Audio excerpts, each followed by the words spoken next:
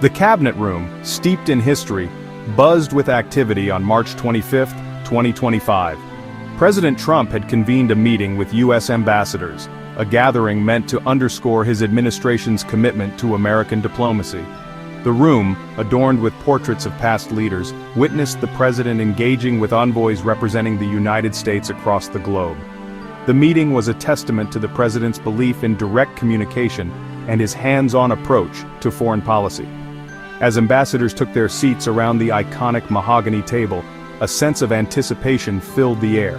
The president, known for his unpredictable nature and bold pronouncements, was expected to outline his vision for America's place in the world.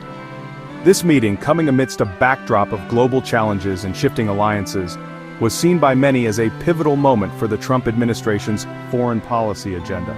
The president, flanked by key advisors, was prepared to deliver a clear message about American strength and resolve. The president's opening remarks set the tone for the meeting. He emphasized the importance of American leadership in a world facing complex threats. He spoke about the need for strong alliances and the unwavering commitment of the United States to its partners abroad. The president's words, delivered with his trademark conviction, resonated with the assembled ambassadors, each representing American interests in every corner of the globe. The president's message extended beyond diplomacy. He also touched upon economic issues, highlighting the need for fair trade deals that benefit American workers. He reiterated his commitment to putting America first in all international engagements, a recurring theme throughout his presidency. The ambassadors, tasked with representing the president's vision on the world stage, listened intently, absorbing the nuances of his message. This meeting, a microcosm of the Trump administration's approach to global affairs, set the stage for a day of significant pronouncements and unforeseen controversies. Following his address to the ambassadors, President Trump moved to sign a series of executive orders. These orders, a hallmark of his presidency, allowed him to enact policy changes swiftly and decisively. The president, a firm believer in his executive authority, saw these orders as a way to circumvent what he often perceived as a slow and obstructive legislative process. With a stroke of his pen, he could implement his vision for America, bypassing the often contentious debates in Congress. Among the orders signed was one targeting Jenner & Block, a prominent law firm. This particular order, laden with political overtones, stemmed from the firm's past association with Andrew Weissmann, a prosecutor involved in the Mueller investigation. The president, who had repeatedly denounced the Mueller investigation as a witch hunt, viewed this order as a way to hold those he believed had wronged him accountable. The order, immediately met with accusations of vindictiveness from critics, exemplified the president's penchant for using executive power to settle scores and target perceived enemies. The Jenner & Block order, while significant, was just one of several signed that day. Other orders addressed issues ranging from trade to immigration, each reflecting the president's policy priorities. The president, known for his hands-on approach to governing, saw these orders as a way to directly implement his agenda without having to navigate the complexities of the legislative process. This approach, while lauded by his supporters as decisive leadership, was often criticized by opponents as an overreach of executive power. The signing ceremony, held in the grandeur of the cabinet room, was a testament to the power of the presidency. As the president put pen to paper, he was enacting his will, shaping the course of the nation with each signature. These executive orders, a blend of policy initiatives and pointed actions against perceived adversaries, served as a stark reminder of President Trump's governing style: direct, often controversial, and undeniably consequential. While the executive orders dominated the day's news cycle, a digital storm was brewing. A Signal group chat, a seemingly innocuous messaging platform, became the center of a controversy that would quickly engulf the administration. This private chat, intended for secure communication among high-ranking officials, inadvertently exposed internal discussions about a sensitive matter, a potential strike against Houthi rebels in Yemen. The leak of this information, potentially jeopardizing national security, sent shockwaves through Washington and beyond. The chat's participants included National Security Advisor Michael Waltz, Vice President Vance, Defense Secretary Pete Hegseth, and, curiously, journalist Jeffrey Goldberg, editor-in-chief of. The inclusion of Goldberg, a civilian, in a chat discussing potential military action raised immediate red flags. Questions swirled about how a journalist gained access to such a sensitive forum and what information, if any, he had been privy to. The situation, reeking of carelessness at best and potential security breaches at worst, quickly became a political firestorm. The leaked messages revealed a casual approach to discussing matters of war and peace. Jokes were made, opinions were shared, and potential military strategies were debated, all within the digital confines of this private chat group. The casual tone, jarring when juxtaposed against the gravity of the subject matter, fueled public outrage and raised serious questions about the judgment and discretion of those involved. The incident exposed a dangerous intersection of technology, national security, and loose lips, leaving the administration scrambling to contain the fallout. As details of the chat leaked to the press, the White House found itself on the defensive. Denials were issued, explanations were offered, and blame was cast. President Trump, never one to shy away from a fight, defended the chat, stating that no classified information had been shared. However, the damage was done. The Signal chat incident, a stark reminder of the perils of digital communication in the age of instant information, had cast a dark cloud over the administration and raised serious questions about its handling of sensitive national security matters.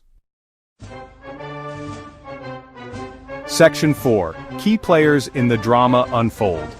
The Signal chat controversy brought several key players into the spotlight, each with their own role in the unfolding drama. At the center was President Trump, the man ultimately responsible for the actions of his administration. The president, known for his unwavering self-belief and combative style, defended his team while simultaneously distancing himself from the controversy. His response, a mix of defiance and damage control, reflected his instinct to control the narrative even as the situation spiraled. National Security Advisor Michael Waltz, a key figure in the chat, found himself at the heart of the storm.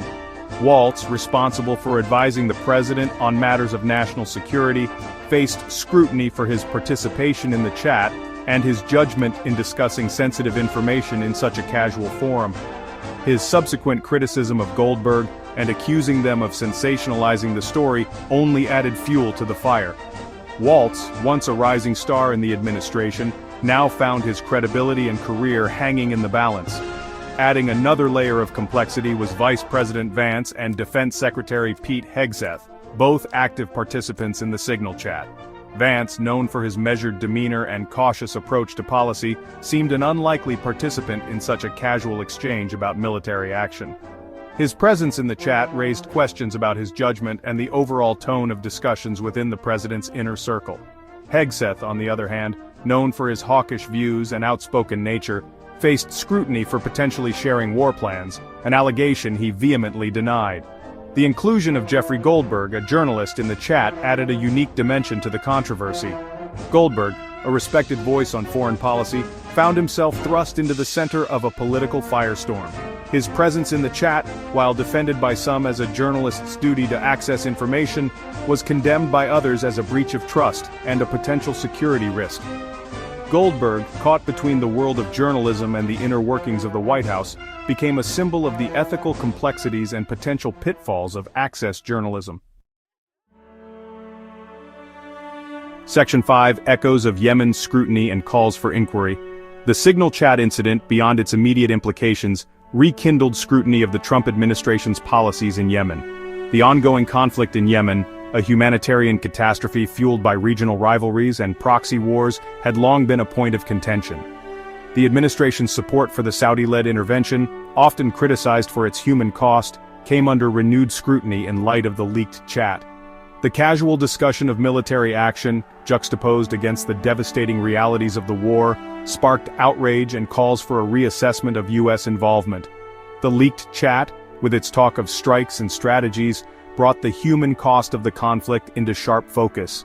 Images of starving children, bombed hospitals, and displaced families flooded social media, a stark contrast to the seemingly detached tone of the digital conversation.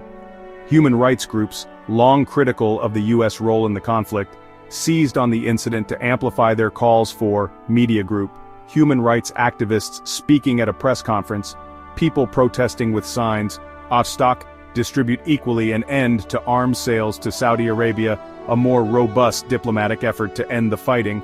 The chat, intended to be private, had inadvertently provided a window into the decision-making process, exposing a disconnect between policy pronouncements and the on-the-ground realities of war. The controversy surrounding the chat intensified calls for investigations and congressional hearings. Democrats, already critical of the administration's foreign policy, demanded a thorough investigation into media group, footage of Democratic politicians speaking to the press, congressional hearing rooms, each stock, distribute equally, the chat's contents, the potential security breaches the decision-making process that led to its creation in the first place. The House, controlled by Democrats, launched an inquiry, issuing subpoenas for documents and testimony from key players. The Senate, while not launching a formal investigation, held hearings to examine the administration's handling of classified information and the potential national security implications of the leaked chat. The echoes of Yemen, reverberating through the halls of Congress and across social media, served as a stark reminder of the human cost of war and the weighty responsibility of those in power. The Signal Chat incident, while seemingly a contained controversy, had exposed deeper fissures in the administration's foreign policy and reignited the debate about America's role in a conflict often overshadowed by other global crises.